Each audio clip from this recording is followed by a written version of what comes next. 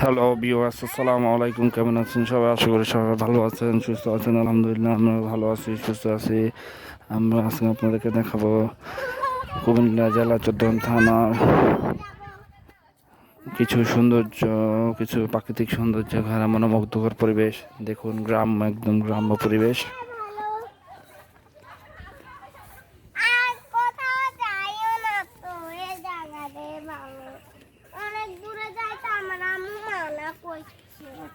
কিছু বাচ্চারা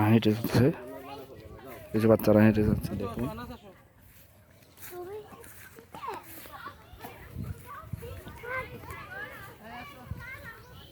অনেক সুন্দর, একদম গ্রাম্য পরিবেশ। বিওয়াস গাম ছাড়া ওই রাঙামাটির কথা আমার মন ভোলায় রে। অনেক সুন্দর দৃশ্য দেখুন, খুবই সুন্দর, অনেক সুন্দর, একদম গ্রাম্য পরিবেশ।